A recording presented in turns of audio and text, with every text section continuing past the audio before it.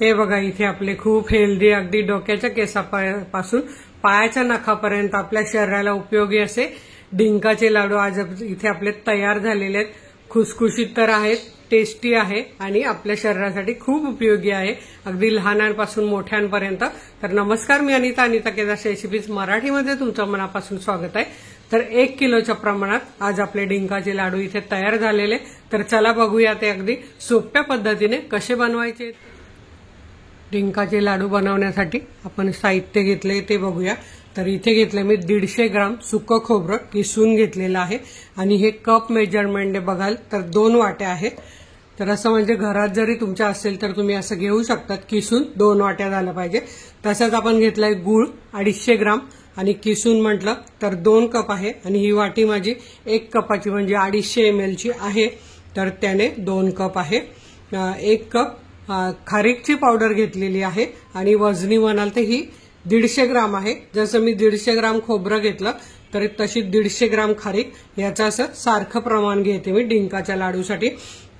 बाकीचे इथे मी घेतले सूर्यफुलाच्या बिया आहेत, ह्या 50 ग्राम घेतलेल्या आहे। खूप हेल्दी असं आपल्याला जिन्नस यात घालायचे आहेत। 50 ग्राम साधे तीळ घेतले पण ते बिना पॉलिशचे घेतले। डिंकाचे लाडू म्हटल्यावर डिंका तर पाहिजे, तो कुठल्याही किराणा दुकानात मिळतो। तर हे 100 ग्राम डिंका घेतला आहे आणि हा बराच होईल तळल्यावर। इथे मगज बी घेतलेले आहेत 3 टेबलस्पून घेतलेले आहेत।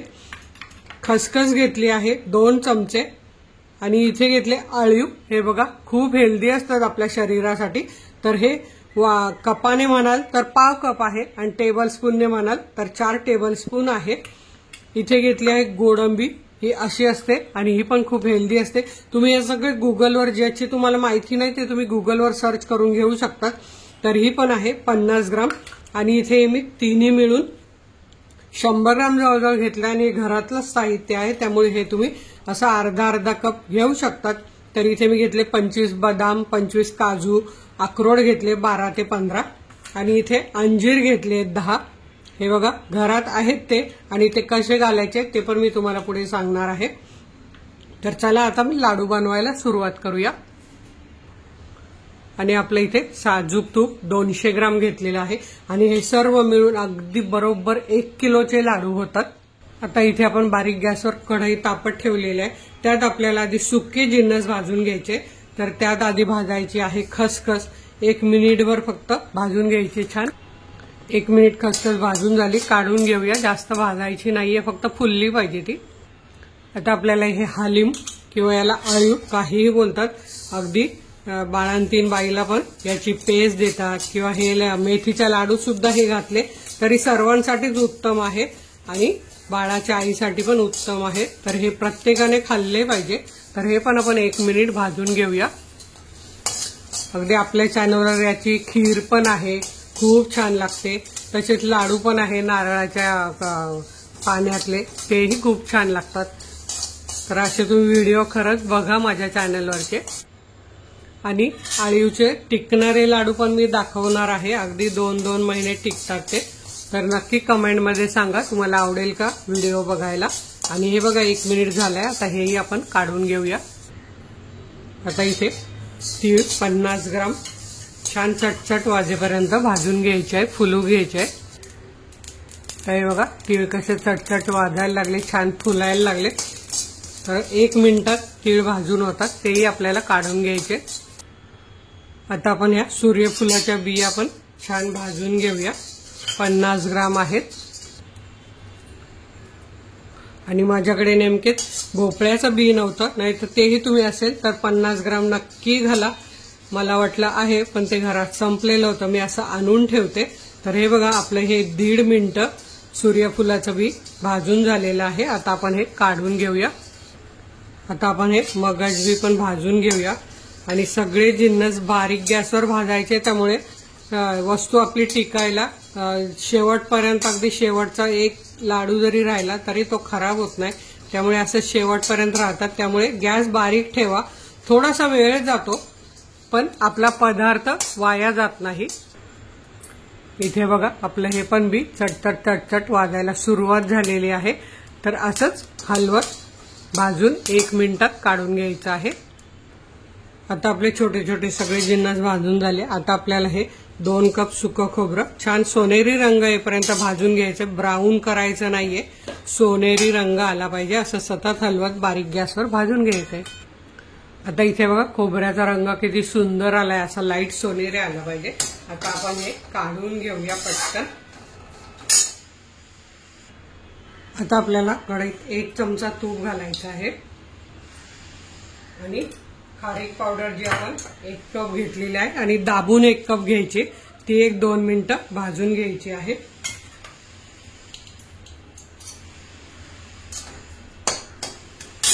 जेवढं खोबरं घ्याल तेवढी खारीक घ्यायची आणि ही पण बारीक गॅसवर 2 मिनिटं भाजून घ्यायची आहे। तरी बघा खारीक किती छान भाजून झाली, 2 मिनिटं बस एवढ्यावरच भाजून घ्यायची आणि गॅस जरा पण वाढवायचा नाहीये, असं छान भाजलं जातं। रंग बघा। आता ही आपण ज्यात आपल्याला लाडू बनवायला मिक्स करायचे ना सगळं साहित्य त्यात काढून घ्यायची। आता आपण कढईतली खारीक पावडर काढून घेतली, त्यात आपण 2-3 चमचे तूप घालायचं आणि आपला डिंक तळून घ्यायचा आपल्याला थोडा थोडा। 3 चमचे घातलेला थोडं कमी वाटतं कारण डिंक तळला पण गेला पाहिजे, त्यामुळे मी हे आणखी 2 चमचे घालते आणि छान गरम करून घ्यायचंय। आणि डिंक पण आपल्याला बारीक गॅसवर हे बघा असा थोडा थोडा टाकून तळून घ्यायचा आहे, सगळा एकदम टाकायचा नाही, पण डिंक फुलायला मिळत नाही आणि मग तो पूर्ण तळला जात नाही।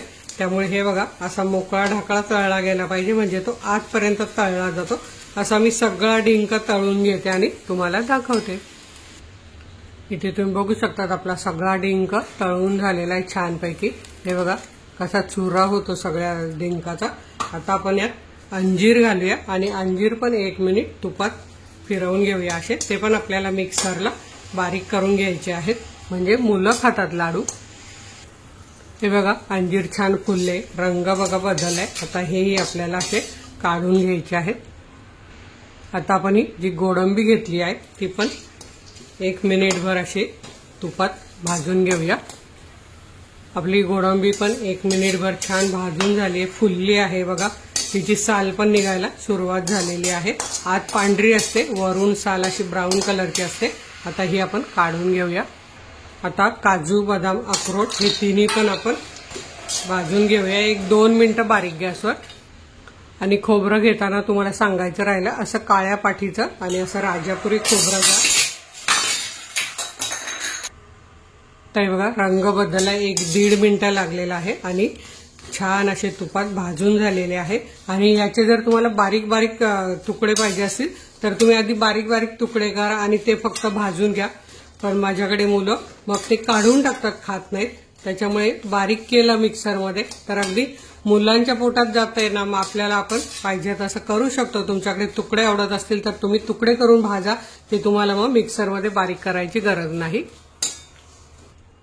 आता आपण गॅस बंद करूया आणि आता आपण जे जे साहित्य भाजून घेतले ते कसं बारीक करायचं तुम्हाला दाखवते। आता आपण मिक्सरच्या भांड्यात आधी खसखस घेऊया आणि हे जे हालीम किंवा अळीव हे घेऊया आणि बारीक करून घेऊया। आता हे बघा हे असे रवाळ बारीक झालेले आहेत। आता यातच आपल्याला काय करायचं आहे, हे मगज बी, तीळ आणि सूर्यफूल हे सगळं आता बारीक करून घ्यायचं आहे आणि मिक्सर बंद चालू करायचा, म्हणजे काय होतं सगळं अगदी छान बारीक होतं। तुम्हाला थोडंसं जाडसर हवं असेल तर तुम्ही जाडसर पण ठेवू शकता। तर हे बघा आपलं कसं हे रवाळ बारीक झालेलं आहे। आता हे आपण खारीक काढली त्या भांड्यात काढून घेऊया। आता आपण मिक्सरच्या भांड्यात ही गोडंबी आणि अंजीर दोन्ही एकत्र बारीक करून घेऊया। तर अंजीरचे असे तुकडे करायचे आहेत, हे बघा। हे बघा अंजीर आणि गोडंबी कसं छान बारीक झालेलं आहे, अगदी मुलांना कळणार पण नाही तुम्ही काय काय घातलं याच्यात आणि मुलं खातील, म्हणून हा सगळा अट्टहास तुम्ही म्हणू शकता। आता आपण डिंक बारीक करून घेऊया। तुम्हाला जर हाताने चुरून घालायचं असेल तर तुम्ही हाताने पण चुरून घालू शकतात, पण मी बारीक करते। डिंक बारीक झाल्यावर त्यातच काजू, बदाम, अक्रोड हे पण असं फिरवत बंद चालू करत बारीक करून घेते। अक्रोड, बदाम, काजू, डिंक सगळं बारीक झाले, काढून घेऊया। इथे आपले सगळे जिन्नस बघा बारीक झाले, फक्त खोबरं राहिले, ते खोबरं आपण हाताने चुरून घेणार आहोत। त्याआधी आपण गूळ विरघळायला ठेवूया। तर हे बघा 1 चमचा तूप टाकलंय, त्यात आपण हा सगळा गूळ फक्त आपल्याला बारीक गॅस ठेवायचा आणि विरघळवून घ्यायचा आहे। याचा पाक वगैरे करायचा नाहीये, त्यामुळे लाडू वळायला सोपं जातं। आणि हा गूळ असा हलवायचा आहे तोपर्यंत आपण, आणि मी इथे ऑर्गॅनिक गूळ घेतलेला आहे, तोपर्यंत हे खोबरं असं चुरून घ्यायचं आहे। हे बघा छान चुरलं जातं। इथे तुम्ही बघू शकता खोबरं छान भाजल्यामुळे कसं बारीक झालेलं आहे। आता हे आपण ते खारीक खोबरं जे खारीक सगळे ड्रायफ्रुट्स टाकले त्यात घालून घेऊया। गूळ आपला विरघळतोय तोपर्यंत आपण यात अर्धा चमचा जायफळ किसून घेऊया। आणि तुम्हाला जर वेलची पावडर घालायची असेल तर तुम्ही अर्धा चमचा वेलची पावडर पण घालू शकता। मी जायफळ घालते। तर हे बघा असं छान बारीक किसून घ्यायचं, छान सुगंध येतो। जायफळ किसून झालंय, आता हे आपण सगळं साहित्य एकत्र करून घेऊया, म्हणजे आपल्याला गूळ वितळलेला गूळ घालायला सोपं पडेल। हे बघा सगळं साहित्य आपलं एकत्र झालेलं आहे। सगळं बघा रंग किती सुरेख आलेला आहे। तर हे बघा आपला गूळ पूर्णपणे विरघळलाय, गॅस बंद करायचा आणि जे आपण मिश्रण करून घेतलं त्यावर घालून घ्यायचं आहे। तर हे बघा सगळा गूळ असा यात घालून घ्यायचा आपल्याला।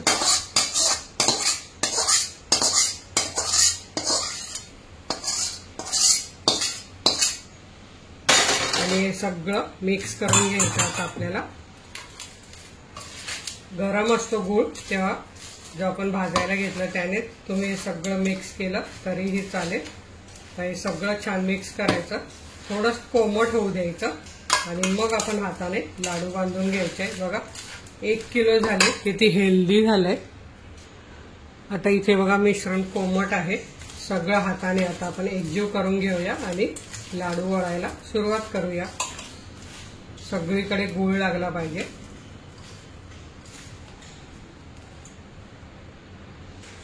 आता आपण याचे लाडू वळायला सुरुवात करूया। सगळं छान एकजीव झालेलं आहे, गूळ सगळीकडे लागलेला आहे। तर हे बघा जेवढ्या आकाराचे बनवायचे तेवढं मिश्रण हातात घ्यायचं आणि असे गोल गोल आपल्याला लाडू वळून घ्यायचे। हे 3 बोटं आणि खालचे हे 3 बोटं, यातच आपला लाडू वळला जातो छानपैकी। तर हे बघा अगदी पटापट लाडू वळले जातात। तर असे मी सगळे लाडू वळून घेते आणि तुम्हाला दाखवते।